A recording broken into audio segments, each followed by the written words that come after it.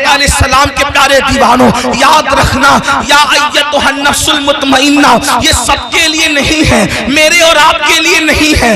اس وقت تک جب تک ہم اللہ کو راضی نہ کر لیں، خدا کے قانون پر زندگی نہ گزاریں۔ آج میں نے جس آیہ کریمہ کی تلاوت کی ہے اس عرس پاک کے موقع پر، اور ایک بات میں آپ کو یہ بھی بتا دوں، اگر واقعی آپ اور ہم اللہ کو راضی کر لیں تو ہمارے ماننے والے ہمارا عرس کریں یا نہ کریں، کسی کے ماننے والے اس کا عرس کریں یا نہ کریں، اگر اللہ راضی ہے تو اس کی قبر پر انسانوں کی بھیڑ لگے نہ لگے، جس سے خدا راضی ہوتا ہے وہاں اللہ فرشتوں کی بھیڑ لگا دیتا ہے، رحمت کے فرشتوں کو نازل فرماتا ہے۔ اللہ اکبر، فرشتے اس کو دولہا بناتے ہیں، فرشتے اس کو سجاتے ہیں، فرشتے اس کو سنوارتے ہیں، اس کے مزار پر رحمت و نور کی برسات ہوتی ہے۔ قرآن کہتا ہے ان رحمت اللہ قریب من المحسنین، بے شک اللہ کی رحمت اس کے نیک بندوں کے قریب ہے۔ تو اللہ ہم بھی نیک بنیں، اللہ کو راضی کریں۔ اللہ اکبر، آئیے قرآن کہتا ہے، اب میں اپنے اصل عنوان کی طرف آتا ہوں، بہت توجہ کی ضرورت ہے میرے آقا علیہ السلام کے پیارے دیوانوں۔ اس دنیا میں اللہ والے بھی آئے، اس دنیا میں ہم بھی آئے، لیکن فرق اتنا ہے، اللہ والے کھانا دیکھ کر اللہ کو نہیں بھولا۔ دیکھو توجہ کرو، وہ روزی دیکھتے ہیں رزاق کو نہیں بھولتے، وہ محبت والے انسانوں کو دیکھتے ہیں خالق انسان کو نہیں بھولتے، وہ اسباب کو دیکھتے ہیں مسبب الاسباب کو نہیں بھولتے، وہ اولاد کو دیکھتے ہیں خالق اولاد کو نہیں بھولتے۔ اللہ اکبر، وہ مال کو دیکھتے ہیں مالک مال کو نہیں بھولتے۔ ہمارا حال کیا؟ اولاد دیکھی، اولاد دینے والے کو بھول گئے، کھانا دیکھا، رزق دینے والے کو بھول گئے، فراموش کر دیا۔ اسی لیے ہم دنیا کے بندے بن کر کے رہ گئے، مگر جو اللہ والے ہیں اللہ اکبر وہ نعمتوں کو دیکھ کر نعمت دینے والے خدا کو نہیں بھولتے، نہیں فراموش کرتے۔ یاد رکھنا میرے آقا صلی اللہ علیہ وآلہ وسلم کے دیوانوں، اس دنیا میں ہم آئے ہیں میرے بھائیوں، یہ سبق ہے، عرس کا سبق ہے، یہ سبق ہے بزرگوں کا سبق ہے، یہ سبق ہے ہمارے اسلاف کا سبق ہے۔ سبق کیا ہے؟ اس دنیا میں آئے ہو، اس دنیا میں دھینگا مستی کرنے نہیں آئے، اس دنیا میں جوا کھیلنے نہیں آئے، اس دنیا میں نشہ کرنے نہیں آئے، اس دنیا میں شراب پینے نہیں آئے، اس دنیا میں عورتوں سے دل لگی کرنے نہیں آئے، اس دنیا میں جرائم اور پاپ کرنے نہیں آئے، اس دنیا میں رشوت لینے نہیں آئے، اس دنیا میں چوری ڈکیتی کرنے نہیں آئے۔ اس دنیا میں کیوں آئے ہو؟ اللہ اکبر، دنیا میں آنے کا مقصد یہ ہے اس دنیا میں رہ کر اس دنیا کی تیاری کرو۔ کون سی دنیا؟ جس کے بارے میں قرآن کہتا ہے وَالْآخِرَةُ خَيْرٌ وَأَبْقَىٰ، کہ یہ دنیا سے آخرت بہتر ہے۔ اس بہتر دنیا کی تیاری کرو جس کو آخرت کہتے ہیں، اس بہتر کی تیاری کرو جو کبھی ختم ہونے والی نہیں ہے۔ اللہ پاک نے دو ذمہ داریاں ہر مومن کو عطا کی ہے، دو ذمہ داری ہر مومن کو عطا کی ہے۔ اب اپنی دو ذمہ داری کو سنیں اور بات مکمل کی جائے۔ قرآن دو ذمہ داری کا بیان کرتا ہے۔ اللہ پاک ارشاد فرماتا ہے یا ایھا الذین آمنوا قوا انفسکم واہلیکم نارا، اے ایمان والو اپنے آپ کو اور اپنی اولاد کو جہنم کی اس آگ سے بچاؤ جس کا ایندھن انسان اور پتھر ہے۔ اللہ اکبر، اللہ قرآن کیا کہہ رہا ہے؟ اب میرے بھائیوں کی اور بہنوں کی توجہ چاہتا ہوں۔ قرآن کہتا ہے اے ایمان والو اپنے آپ کو اور اپنی اولاد کو جہنم کی آگ سے بچا لو۔ یہ جہنم کی آگ کیا ہے؟ تو قرآن کہتا ہے وقودها الناس والحجارہ، جس کا ایندھن انسان اور پتھر ہے، یعنی وہ لکڑیوں سے نہیں سلگائی گئی، یعنی وہ کوئلوں سے نہیں سلگائی گئی، بلکہ اللہ جہنم کی آگ پتھر سے اور انسانوں سے سلگائی جائے گی۔ اللہ کے حبیب غیبدہ نبی صلی اللہ علیہ وآلہ وسلم کا فرمان سنو، جہنم کیا ہے، جہنم کی آگ کیا ہے، جہنم کے دہکتے ہوئے شعلے کیا ہے۔ اللہ اکبر، ایک دن میں تین مرتبہ پیٹ بھر کے کھانے والوں اور اللہ کی نافرمانی کرنے والوں، اپنی راتوں کو بے فکری کے ساتھ گزارنے والوں، اللہ کی نافرمانی کرنے والوں، نرم گدوں پہ لیٹ کر کے قبر کی رات کو بھول جانے والوں، قبر کی رات کو فراموش کر دینے والوں، کبھی سود کا دھندا کر کے، کبھی بیاج کا دھندا کر کے، کبھی اپنے پیٹ کے اندر یتیموں کا مال جہنم کی آگ کی شکل ذرا توجہ کرو، یہ جہنم کیا ہے جس کا ذکر اللہ کے حبیب غیب کا نبی مصطفیٰ کریم رؤوف الرحیم صلی اللہ علیہ وآلہ وسلم نے فرمایا۔ دیکھیے ہم تو آقا کا فرمان بیان کر رہے ہیں اور یہ اس نبی کا فرمان ہے جو اپنی طبیعت سے کلام نہیں کرتے، دل کے کانوں سے سننا میرے بھائیوں۔ اپنے آقا مصطفیٰ جان رحمت صادق و مصدوق صلی اللہ علیہ وآلہ وسلم فرماتے ہیں جب اللہ نے حضرت آدم کو پیدا فرمایا، پھر آدم جنت میں پیدا ہوئے، پھر آدم علیہ السلام سے لغزش معصومانہ ہوئی، لغزش پیغمبرانہ ہوئی، اور پھر آدم دنیا میں آئے 200 سال تک یا 300 سال تک روتے رہے، پھر آپ کی دعا قبول ہوئی، پھر آپ کی توبہ قبول ہوئی۔ جب دعا قبول ہوئی، توبہ قبول ہوئی، تو حضرت آدم کے لیے اللہ نے حضرت جبریل سے فرمایا جبریل جاؤ اور جا کر کے جہنم سے آگ لے کر آدم کو لے جا کر کے دے دو تاکہ آدم کھانا بنائے۔ اب یہ دنیا میں پہلی بار کھانا بن رہا ہے، اللہ اکبر۔ کون بنا رہا ہے کھانا؟ حضرت آدم۔ دنیا کی پہلی ڈش بن رہی ہے، دنیا کا پہلا کھانا بن رہا ہے، اور کون بنا رہا ہے؟ آدم علیہ السلام۔ اس کے لیے آگ، ابھی تک دنیا میں آگ نہیں تھی، دنیا میں آگ کا عطا پتہ نہیں تھا، بلکہ اب آگ کی ضرورت پڑی حضرت انسان کو۔ یہاں پر جو ہسٹری کے طالب علم ہے اور تاریخ کے طالب علم ہے ان کی توجہ چاہتا ہوں۔ اللہ اللہ، لوگ یہ کہتے ہیں انسان پہلے بندر تھا اور بندر سے ترقی کرتے کرتے وہ انسان بنا۔ یہ کون لوگ کہتے ہیں؟ وہ لوگ کہتے ہیں جو انسانیت کے ٹھیکیدار بنے ہوئے ہیں۔ کیا کہتے ہیں؟ انسان پہلے بندر تھا اور وہ ترقی کرتے کرتے انسان بنا۔ انسان پہلے ننگا گھومتا تھا، پھر ننگے سے پتے باندھنے لگا، پھر یہ کرنے لگا، پھر وہ کرنے لگا، پہلے جھک کے چلتا تھا بندر کی طرح، پھر یہ ہو گیا، پھر وہ ہو گیا۔ انسانیت کے لیے اس سے بڑی گالی کچھ نہیں ہو سکتی۔ اوروں کے نزدیک نظریہ یہ ہے کہ انسان پہلے بندر تھا، ترقی کرتے کرتے انسان بنا، لیکن ہمارے نزدیک تصور انسان یہ ہے کہ سب سے پہلے اللہ نے جس انسان کو پیدا کیا وہ اتنا خوبصورت تھا کہ اس کے حسن کو دیکھ کر فرشتوں نے اس کے آگے سجدہ کیا۔ نعرہ تکبیر، نعرہ رسالت، مسلک اعلیٰ حضرت حضور سید امین القادری صاحب قبلہ، حضور فیضان اختر۔ انسانیت کو گالی دینے والے وہ لوگ جو کہتے ہیں انسان بندر تھا، واللہ پہلا انسان آدم علیہ السلام ہے، اور آدم اتنے خوبصورت تھے کہ حسن آدم کو دیکھ کر ملائکہ رشک کرنے لگے۔ حضرت بیدم شباسی کہہ رہے ہیں اب آدمی کچھ اور ہماری نظر میں ہے، اب آدمی کچھ اور ہماری نظر میں ہے، جب سے سنا ہے یار لباس بشر میں ہے۔ کون کہتے ہیں ہمارا پہلا آدمی تو آدم ہے، بلکہ آدمی آدم ہی سے بنے۔ حضرت آدم علیہ السلام نور محمدی لے کر آئے، لیکن یہ تفصیل اس پر نہیں عرض کرتا۔ بات کیا عرض کر رہا تھا؟ پہلا کھانا بن رہا ہے۔ اللہ نے جبریل علیہ السلام کو حکم دیا جاؤ، دنیا میں آگ نہیں ہے، آگ لاؤ۔ پہلی بار دنیا میں آگ آئی، حضرت جبریل گئے، حضرت مالک سے کہا۔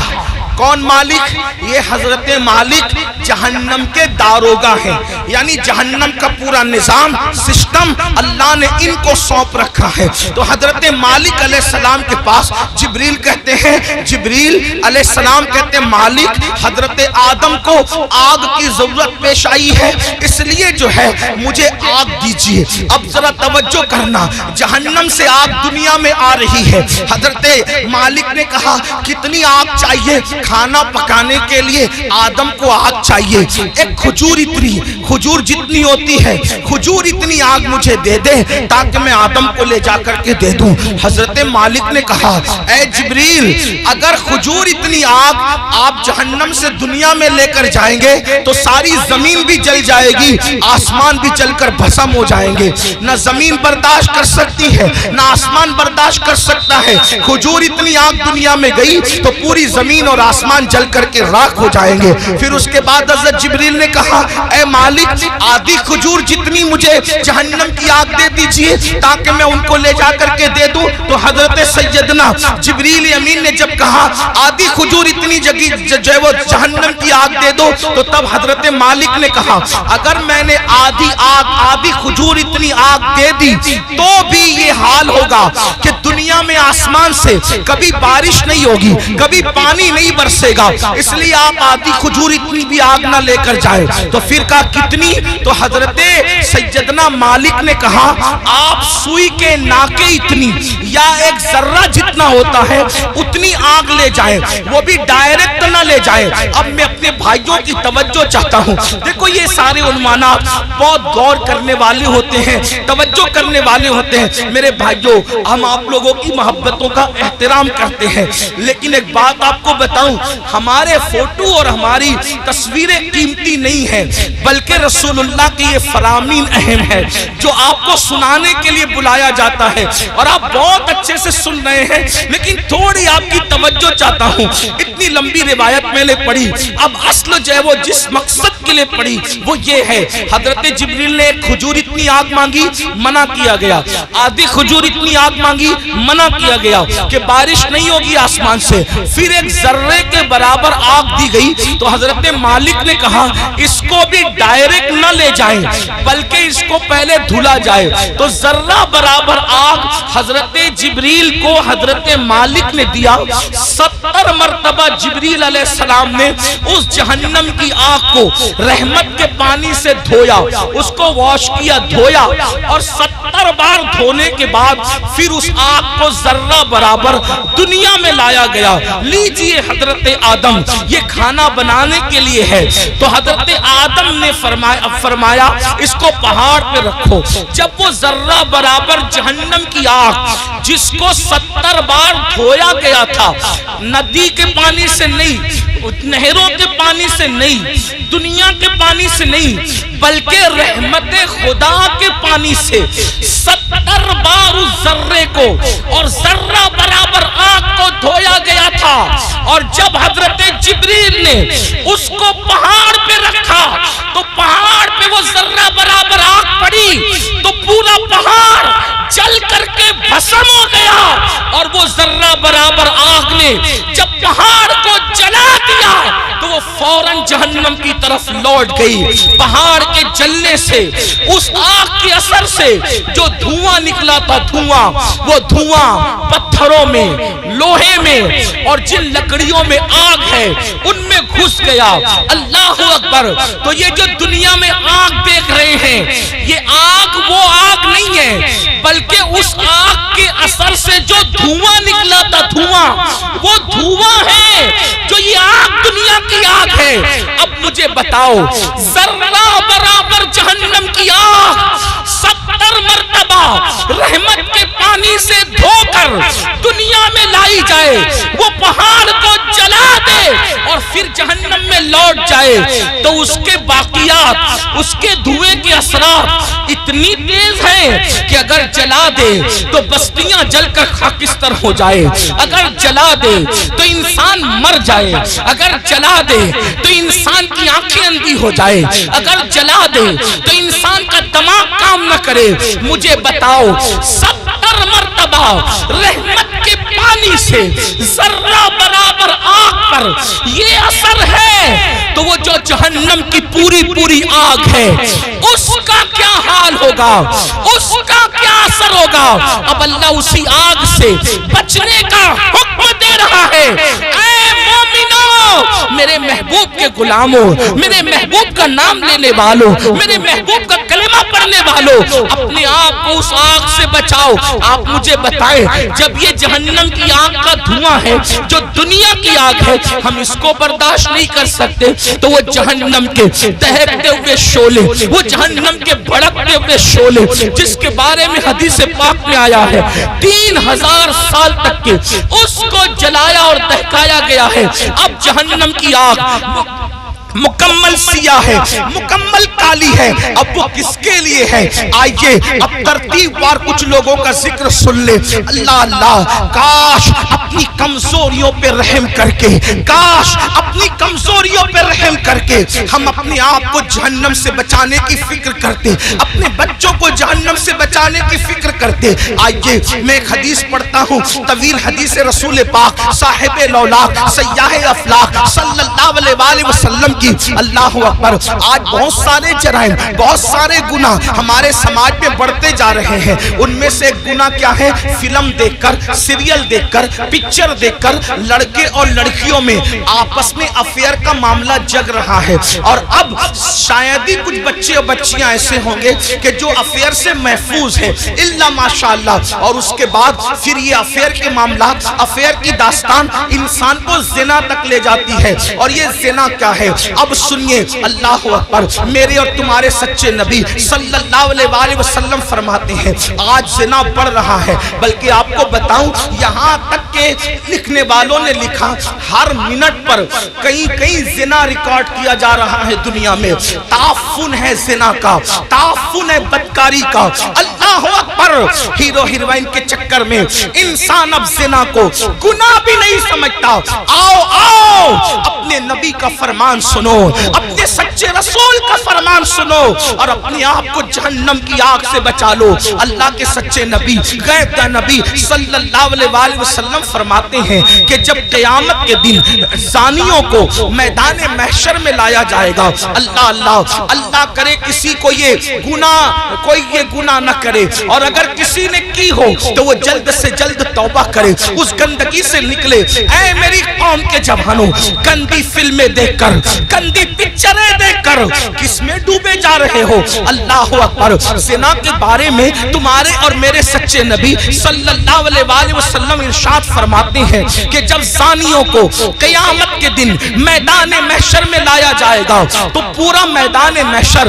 ان زانیوں کو پہچان لے گا، یعنی جنہوں نے دنیا میں زنا کیا ہے، محشر ان کو پہچان لے گا۔ اور وہاں پر یہ جلسے اتنا مجمع نہیں ہوگا، 1000 2000 10,000 لوگ نہیں ہوں گے، لاکھ 2 لاکھ 10 لاکھ لوگ نہیں ہوں گے، کروڑ 10 کروڑ لوگ نہیں ہوں گے، ارب 10 ارب لوگ نہیں ہوں گے، بلکہ سارے اولین اور آخرین ہوں گے۔ انبیاء وہاں ہیں، صحابہ وہاں ہیں، اولیاء وہاں ہیں، سب وہاں ہیں۔ اور میرے اور تمہارے سچے نبی فرما رہے ہیں زانیوں کو، دنیا میں زنا کرنے والوں کو جب قیامت کے دن لایا جائے گا تو ان کو سب پہچان لیں گے۔ اس کی وجہ کیا ہوگی؟ اگر حدیث میں نہیں آتا تو میں بیان کرنے کی ہمت نہیں رکھتا، میرے مخدوم زادے سامنے موجود ہے۔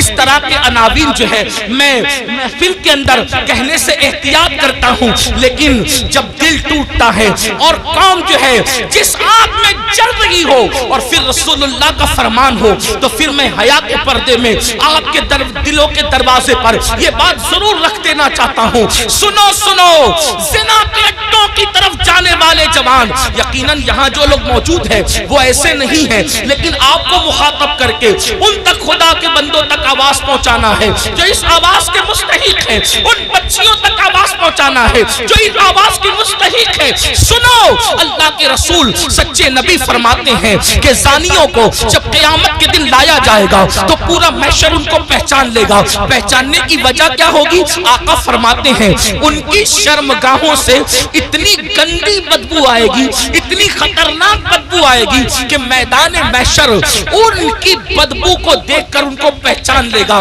ذرا اندازہ کرو، زنا کی وجہ سے شرمگاہیں سڑ کر بدبو دار ہو چکی ہوگی اور اس سے بدبو آئے گی، محشر پہچان لے گا، میدان محشر کے لوگ پہچان لیں گے۔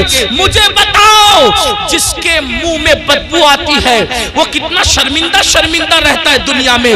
نادان، اگر منہ سے بدبو آئے، آدمی اگر پیاز کھا لے فوراً پان کھاتا ہے، سونپ کھاتا ہے، کوئی چیز کھاتا ہے، منہ فریش کھاتا ہے، کیوں؟ میرے منہ میں بدبو نہیں آنا چاہیے۔ سن لو، جب آدمی منہ کی بدبو سے دنیا میں اتنا ڈرتا ہے کہ نیند سے اٹھنے کے بعد بغیر برش کیے وہ باہر نہیں نکلتا، دوستوں سے گفتگو نہیں کرتا، اللہ اللہ مگر اللہ اکبر، وہ موقع کیسا ہوگا، وہ حالات کیسے ہوں گے؟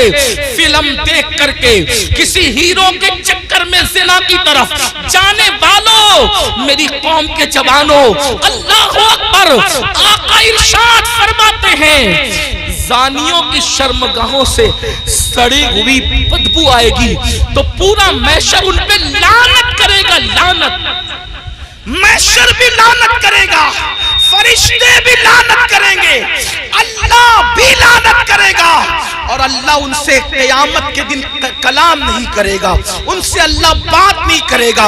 اسی پہ بس نہیں، اب سنو، ابھی آپ نے جہنم کا ذکر سنا، آگے آقا فرماتے ہیں ان کو چہروں پر جہنم کی آگ رکھ کر بھڑکائی جائے گی، ان کے چہروں پر جہنم کی آگ رکھ کر کے زانیوں کے چہرے پہ آگ بھڑکائی جائے گی۔ کبھی تندور کے اندر کوئی چیز سیکی جاتی ہے تو کیسے الٹ پلٹ کیا جاتا ہے، زانیوں کے چہروں کو جہنم میں الٹ پلٹ کیا جائے گا، ان کے چہروں پہ آگ بھڑکائی جائے گی۔ اسی پہ بس نہیں، میرے اور تمہارے سچے نبی فرماتے ہیں پھر حضرت مالک یعنی جہنم کے داروغہ جہنم کی آگ کی بنی ہوئی قمیص اس کے بدن پر پہنائیں گے۔ ہائے ہائے، جو مئی کی گرمی برداشت نہ کر سکے، جو دسمبر کی سردی برداشت نہ کر سکے، یہ کمزور جسم جس پر مکھی اور مچھر چلے تو یہ کمزور جسم مکھی اور مچھر کے ڈنک کو برداشت نہیں کر سکتا۔ یہ کمزور جسم اگر بتی کے چٹکے کو، سگریٹ کے چٹکے کو برداشت نہیں کر سکتا۔ ہائے، زنا کرنے کی بنیاد پر جب جہنم کی آگ کی بنی ہوئی قمیص اس کم نصیب کو پہنائی جائے گی، اس کم بخت کو پہنائی جائے گی، اس کا حال کیا ہوگا؟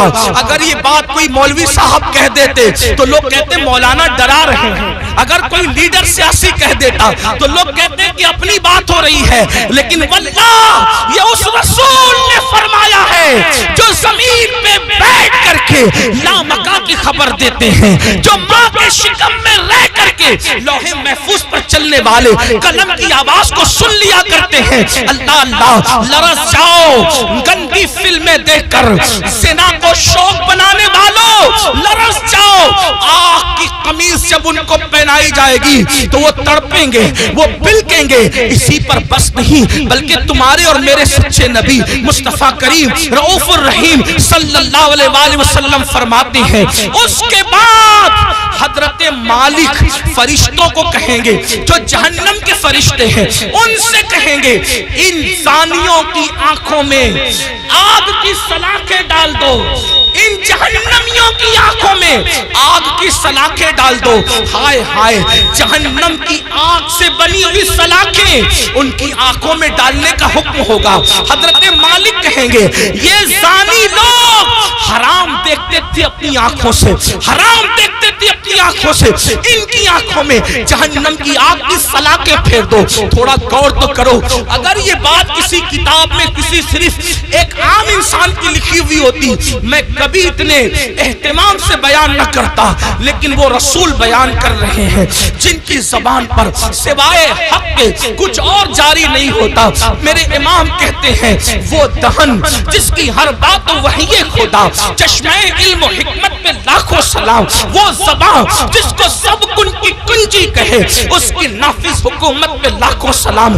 2 منٹ کی لذت کے لیے اللہ کو ناراض کرنے والوں، 2 منٹ کی لذت کے لیے اپنی آخرت کو تباہ کرنے والوں، پکچروں میں ہیرو ہیروئن کو زنا کرتا دیکھ کر، گندی پکچریں دیکھ کر اپنی آخرت کو تباہ و برباد کرنے والوں، سوچو تو صحیح، گناہ میں لذت تو ہے مگر عزت نہیں ہے، گناہ میں لذت تو ہے مگر سکون نہیں ہے۔ او سکون کے متلاشیوں، آج کہتے ہو دل کو سکون نہیں، کوئی کہتا ہے روزی میں برکت نہیں، کوئی کہتا ہے گھر میں آرام نہیں، کسی نے کچھ کر دیا، کسی نے کچھ کر دیا۔ میں کہتا ہوں کیا نہیں کیا یہ 2 نمبر کی بات ہے، لیکن ہم نے اپنی تباہی کا سامان کیا۔ نرم نرم گدوں پہ لیٹ کر جس گھر میں زنا کی فلمیں دیکھی جائے گی اس گھر میں برکت کا نزول کیسے ہو سکتا ہے؟ اللہ اکبر، جس گھر میں پکچریں چلے گی ہیرو ہیروئن کو بھاگتا ہوا دکھایا جائے گا، جس گھر کے اندر زنا کی ترغیب دی جائے گی اس گھر میں برکتوں کا نزول کیسے ہوگا؟ جملہ کڑوا لگے تو معاف کر دینا، مراد آباد والوں غور سے سنو، جس گھر کی برکت کو اللہ اٹھا لے، ملا کی دعا اور تعویذ اس گھر میں کبھی برکت نہیں لا سکتے، اس لیے کہ خدا کی طاقت کے سامنے انسان بے بس ہے۔ خدا کی شان یہ ہے وہ جو چاہے فیصلہ کرے، وہ جو چاہے فیصلہ کرے، وہ عادل ہے، وہ ظلم نہیں کرتا۔ انسان بے بس ہے، بے بس، لیکن یاد رکھنا اہل وجاہت کی بات نہیں کر رہا ہوں، ان کی شان الگ ہے، مگر یاد رکھنا ہم جیسے انسان تو بے بس ہی ہیں۔ اللہ اکبر۔ میرے آقا علیہ السلام کے پیارے دیوانوں، زنا کر کے گھر کی برکت کو ختم کر کے صرف تعویذات کے سہارے اور اللہ اکبر بزرگوں کی دعاؤں کے سہارے گھر میں برکت کے متلاشی ہو، واللہ اللہ نہ چاہے تو پھر گھر میں کوئی برکت نہیں لا سکتا۔ ہم لوگ اہل توحید ہیں، اہل سنت، صوفیہ کے ماننے والے ہیں۔ ہمارا عقیدہ یہ ہے خیر ہی و شر ہی من اللہ تعالی، ہر خیر و شر اللہ کی طرف سے ہے۔ لیکن اللہ اکبر، اب سنو، غور سے سنو، میرے اور تمہارے آقا فرماتے ہیں، حضرت مالک کہیں گے آگ کی سلاخیں آنکھوں میں پھیر دو، آگ کی جہنم کی آگ کی سلاخیں آنکھوں میں پھیر دو۔ جب آنکھوں میں پھرے گی وہ کمزور آنکھیں، وہ ننھی ننھی آنکھیں جس میں اگر ایک چھوٹا سا تنکا جائے، تنکا، تو آدمی برداشت نہیں، پیاس کے ننھے سے ذرات جائے تو برداشت نہیں کرتا، حتیٰ کہ نیم کا ٹھنڈا سرما لگے تو آنسو ٹپ ٹپ نکلتے۔ نیم کا سرما جو آنکھ برداشت نہ کر سکے، جب زنا کی وجہ سے اور حرام دیکھنے کی وجہ سے ان آنکھوں میں آگ کی سلاخیں ڈالی جائے گی، کیا بنے گا ان آنکھوں کا؟ اور جب فرشتے آگ کی سلاخیں اس آنکھ میں پھیریں گے، تب وہ انسان ان فرشتوں سے کہیں گے ہم پہ رحم تو کرو نا، ہم قابل رحم ہیں، ہم پہ رحم کرو، ایک لمحے کے لیے رحم کرو۔ وہ کہیں گے ظالم، تو دنیا میں اللہ کی نافرمانی کرتا تھا، زنا کرتا تھا، حرام دیکھتا تھا، اور آج ہم سے کہہ رہا ہے کہ ہم رحم کریں، ہم تو اللہ کے بندے، تو نے نافرمانی کی اللہ کی، ہم نہیں کر سکتے۔ اللہ کی طرف سے جو حکم ہے ہم وہ ضرور کریں گے۔ اللہ اکبر۔ یہ ہے زانیوں کے حوالے سے، یہ تو میں نے اختصار کے ساتھ ایک حدیث پڑھی، میں اپنے جوانوں سے کہتا ہوں آج زنا افیئر کے نام پر بڑھ رہا ہے، میرے بھائیوں اس طرف نہ جاؤ، بلکہ نکاح کو اتنا سستا کرو کہ زنا کرنا مشکل ہو جائے، نکاح کو اتنا آسان کرو زنا کرنا مشکل ہو جائے۔ بڑی معذرت کے ساتھ ظالم معاشرے نے نکاح کو اتنا مشکل کر دیا ہے کہ اب لوگ زنا کو آسان سمجھنے لگے ہیں۔ نہیں، جس معاشرے میں زنا ہوگا اس معاشرے میں بیماریاں ہوگی، جس معاشرے میں زنا ہوگا اس معاشرے کے اندر بے برکتی ہوگی، جس معاشرے میں زنا ہوگا اس معاشرے میں تباہی ہوگی۔ جہاں گناہ ہے وہاں فنا ہے۔ اور ایک بات بھی عرض کر دوں، جو زنا کرتے ہیں اللہ ان کے یہاں عیبی اولاد پیدا کر، عیبی اولاد ان کے گھروں میں۔ اب کسی گھر میں عیبی اولاد دیکھو تو قیاس مت لگا لینا کہ اس نے زنا ہی کیا ہوگا، ایسا نہیں۔ کچھ لوگوں کو بطور سزا عیبی اولاد دی جاتی ہے اور کچھ لوگوں کو بطور امتحان عیبی اولاد دی جاتی ہے۔ کسی کا امتحان بھی ہو سکتا ہے، جیسے حضرت ایوب علیہ السلام کا امتحان ہوا، اللہ والوں کا امتحان ہوا۔ تو میرے بھائیوں زنا کی طرف نہ جاؤ اور نکاح کرو، اور نکاح جلدی کرو۔ اپنے جوانوں سے کہتا ہوں اگر گھر والے نکاح کرنے میں تاخیر کرے تو نوجوانوں کو یہ گھر میں عرضی رکھنے کا حق ہے کہ میری شادی کر دو، لیکن حرام کی طرف نہ جاؤ۔ اور آخری میں بات سمیٹتے ہوئے عرض کروں، اگر ایسا نہیں کیا تو زنا وہ بدترین فعل ہے میرے بھائی، نسلوں تک اس کی سزا ملتی رہے گی۔ روزی میں برکت نہیں ہو سکتی، روزی میں کبھی برکت نہیں ہو سکتی، چہرے کا نور اٹھا لیا جائے گا، عمر گھٹا دی جائے گی، کہیں پناہ نہیں ملے گی۔ جنہوں نے جوانیوں میں زنا کیا ہے، بڑھاپا اس قدر ان کا دردناک ہے، وہ بستر میں منہ چھپا چھپا کر روتے ہیں لیکن ان کو موت نہیں آتی، وہ موت مانگتے ہیں، ان کو موت نہیں آتی۔ جوانی میں پاپ کرنے والے، جوانی میں آوارگی کرنے والے، جوانی میں عیاشی کرنے والے، جوانی میں عیش کرنے والے دردناک زندگی گزارتے ہیں، کوئی پوچھنے والا نہیں رہتا، اس لیے کہ جس کی طرف سے خدا کی نظر رحمت پھر جاتی ہے ان کا کوئی پرسان حال نہیں۔ اس لیے میرے بھائیوں، آج سے پہلے اگر گندی فلم دیکھی ہو، آج سے پہلے کوئی زنا کا کام کیا ہو، آج سے پہلے کسی لڑکی سے ناجائز تعلقات رکھا ہو، آج سے پہلے کسی لڑکی کو پاپ کی نظر سے دیکھا ہو، آج کی اس محفل میں سچی توبہ کر لو، کیونکہ توبہ کا دروازہ کھلا ہوا ہے اور آج ہی کھلا ہے۔ جس دن مر جاؤ گے، روح کا جس رشتہ جسم سے ٹوٹ جائے گا، توبہ کا دروازہ ہمارے لیے بند ہو جائے گا۔ اللہ اللہ، ایک بزرگ مجذوب تھے، وہ بستی میں لوگوں سے کہتے تھے، لوگوں اللہ سے صلح کر لو، لوگوں اللہ سے صلح کر لو، لوگوں اللہ سے صلح کر لو۔ بستی میں کہتے پھرتے تھے لیکن اللہ والوں کی بات پہ کون توجہ کرتا ہے؟ اور جب قبرستان میں دیکھا گیا تو قبرستان میں کہتے تھے، اے اللہ ان سے صلح کر لے، اے اللہ ان سے صلح کر لے، اے اللہ ان سے صلح کر لے۔ تو لوگوں نے کہا، بابا بات بستی بدلتی ہے، بات بدلتی ہے، آپ بستی میں کہہ رہے تھے کہ لوگوں اللہ سے صلح کر لو اور قبرستان میں کہتے ہو اللہ ان سے صلح کر لے، جملہ کیوں بدل گیا قبرستان میں؟ بزرگ فرماتے ہیں، بابا بات یہ ہے کہ جب انسان زندہ تھا تو اللہ اس سے صلح کرنا چاہتا تھا، اللہ اس سے صلح کرنے کے لیے تیار تھا، اسی لیے کہہ رہا تھا اللہ سے صلح کر لو۔ اللہ بندے کو، زندہ بندے کو روزانہ پکار کر کہتا ہے، رات کے آخری حصے میں اللہ کہتا ہے، اے میرے بندو، رات کے پاپیوں، رات کے مجرموں، آؤ صبح پھوٹنے سے پہلے توبہ کر لو تاکہ اپنے دامن کرم میں، دامن رحمت میں تمہیں چھپا لوں، جگہ دے دوں۔ اللہ ہر رات پہلے آسمان پر تجلی کرتا ہے جیسا کہ اس کی شان ہے اور اپنے بندوں سے کہتا ہے، آؤ مجرموں میری بارگاہ میں توبہ کرو تاکہ میں تمہیں معاف کر دوں۔ اور جب سورج غروب ہوتا ہے تو غروب ہونے سے پہلے پھر صدا لگاتا ہے جیسا کہ اس کی شان ہے، آواز دیتا ہے بندوں کو جیسا کہ اس کی شان ہے، میرے بندوں آؤ دن گزرنے سے پہلے پہلے دن کے مجرموں توبہ کر لو تاکہ میں تمہیں معاف کر دوں۔ ہائے انسان، تیری غفلت پر افسوس ہے، لیڈر بلائے تو دوڑا دوڑا جاتا ہے، MLA MP بلائے تو دوڑا دوڑا جاتا ہے۔ روزانہ میرا اللہ جو کروڑوں ماؤں سے زیادہ ہم سے پیار کرتا ہے، میرا اللہ جو کروڑوں ماؤں سے زیادہ ہم سے محبت کرتا ہے، میرا اللہ جو ہماری ستر پوشی کرتا ہے، وہ ستار ہے، عیبوں کا چھپانے والا ہے۔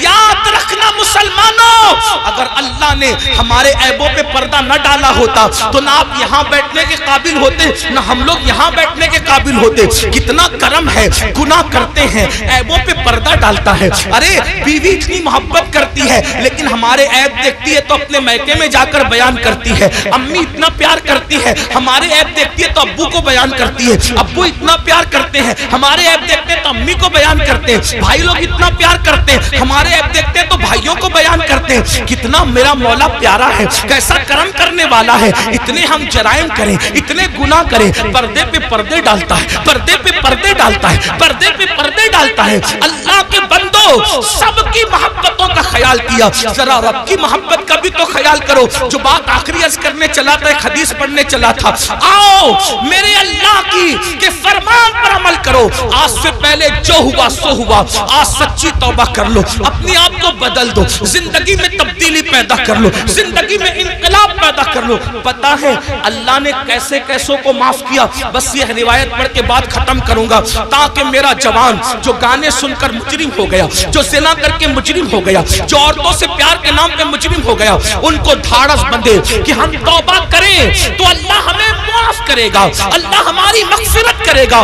دل کے کانوں سے سننا، اور میری بہنیں بھی اگر موجود ہیں، آج کل لڑکیوں میں بھی سیریل دیکھ کر کے ایک عجیب سا بھوت سوار ہے، افیئر کا، دوستی کا، ناجائز تعلقات کا۔ نہیں، ہمارے یہاں شادی سے پہلے کوئی دوستی نہیں ہے، لڑکا لڑکی کی کوئی دوستی نہیں ہے۔ علامہ ابن الجوزی لکھتے ہیں، میرے آقا نے فرمایا، اگر مریم جیسی عورت ہو پاک دامن اور داؤد جیسا پاک دامن مرد ہو اور دونوں تنہائی چاہیں تو میں دونوں کو تنہائی کی اجازت نہیں دے سکتا۔